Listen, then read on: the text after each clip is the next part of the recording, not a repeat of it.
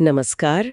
आज हम दो बहुत अहम जगहों पर बात करने वाले हैं जी। जहां आस्था का मतलब सैलाब सा उमड़ता है।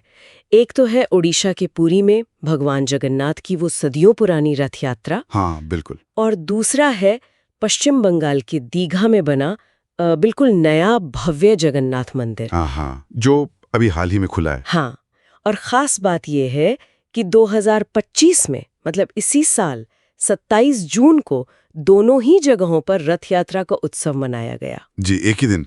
तो चलिए आज जरा इन दोनों आयोजनों के मायने और जो हाल की घटनाएं हैं उनको समझते हैं। बिल्कुल।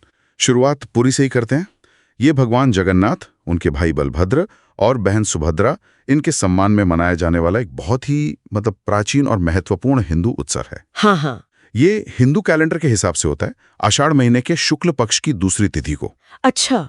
जो इस साल, जैसा आपने कहा, 27 जून को थी। और पुरी की रथ यात्रा मतलब सबसे खास बात क्या है इसकी? मैंने सुना है ये बहुत ही विशाल होती है। हाँ, विशाल तो होती ही है। इसका जो मुख्य आकर्षण है वो है भगवानों की गुंडीचा मंदिर तक की यात्रा। करीब 3 किलोमीटर लंबी रथ यात्रा होती है ये। 3 किलोमीटर? बाप रे। जी। तीनों भगवान अपने अपने क्या कहते हैं विशाल रथों पर विराजमान होते हैं। फिर हफ्ते भर और भी कई रस्में चलती हैं, जैसे हेरा पंचमी है और फिर बहुड़ा यात्रा होती है, मतलब देवताओं की वापसी। अच्छा, वापसी भी होती है। जी। और ये रथ ये लकड़ी के होते हैं और हजारों लोग इन्हें खींचते हैं, है ना? इसका क्या मतलब है, कुछ खास? सही कहा आपने।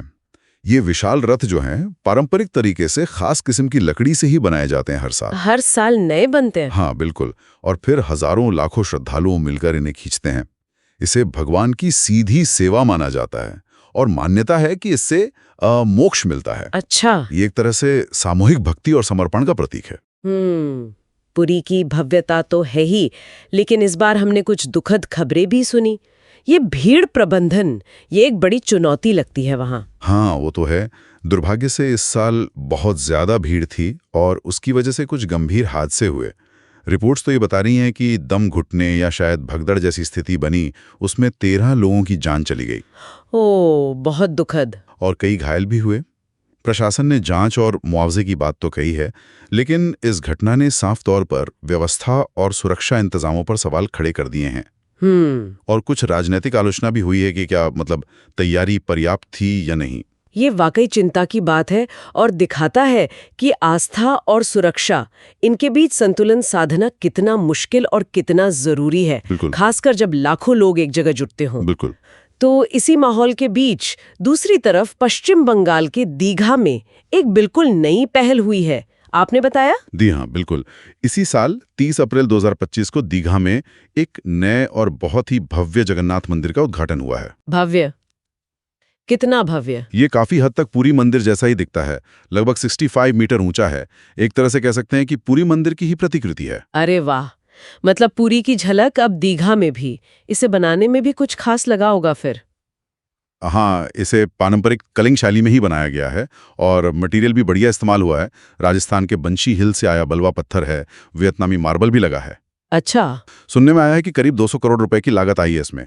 और ये पूरा परिसर कोई 20 एकड़ में फैला है। 200 करोड़? हाँ। और 20 एकड़, ये तो बहुत बड़ा प्रोजेक्ट है। जी, ये सिर्फ एक नकल नहीं है, बल्कि शायद परंपरा को ज्यादा लोगों तक एक नए अंदाज में, एक व्यवस्थित तरीके से पहुंचाने की कोशिश भी है। और यहाँ भी फिर 27 जून को रथ यात्रा निकली। ये तो फिर वहाँ की पहली रथ यात्रा हुई होगी। बिल्कुल, ये दीघा के इस नए मंदिर की पहली रथ यात्रा थी और इसमें भी करीब 2 लाख से ज्यादा लोग शामिल हुए। 2 लाख? पहली बार में? हाँ, सरकार ने तो 1 करोड़ से ज्यादा घरों तक प्रसाद पहुंचाने की भी योजना बनाई थी। लगता है ये जगह अब पश्चिम बंगाल के लिए एक नया धार्मिक, सांस्कृतिक और शायद पर्यटन का भी केंद्र बनने जा रही है। दिलचस्प है। इसका मैनेजमेंट कौन देख रहा है, कोई ट्रस्ट वगैरह? हाँ, इसका प्रशासन एक ट्रस्ट कर रहा है। ये सरकारी संस्था है HIDCO, मतलब Paschim Bengal housing infrastructure development corporation. उसके तहत है ये ट्रस्ट। अच्छा, सरकार की देखरेख में है? जी, और इसमें इस्कॉन जैसे आध्यात्मिक संगठन और सनातन धर्म के प्रतिनिधि भी शामिल हैं।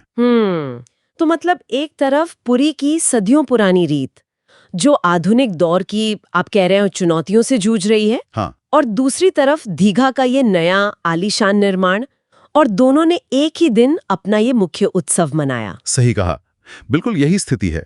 दोनों जगहें भक्ति और समुदाय के केंद्र हैं, पर उनकी कहानी थोड़ी अलग सी दिख रही है अभी।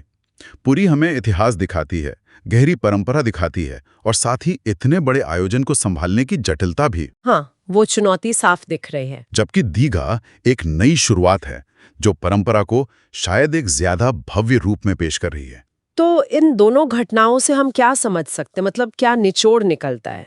देखिए, एक बात तो साफ है, पुरी की घटनाओं से ये स्पष्ट है कि वहां सुरक्षा और भीड़ प्रबंधन के जो तरीके हैं उनमें तुरंत सुधार की जरूरत है।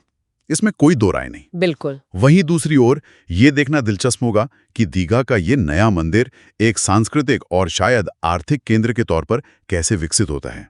आगे चलकर इसका क्या प्रभाव पड़ता है, हाँ, ये देखने वाली बात होगी। ये दोनों उदाहरण दिखाते हैं कि कैसे आस्था के स्थान भी समय के साथ बदलते हैं और नई चुनौतियों का सामना करते हैं, नए रूप लेते हैं। यानी अगर संक्षेप में कहें तो पुरी अपनी गहरी जड़ों और हाल की चिंताओं के साथ महत्वपूर्ण बनी हुई है जी। और दीघा का नया मंदिर एक शानदार आगाज और भविष्य की उम्मीदों का प्रतीक है। बिल्कुल सही।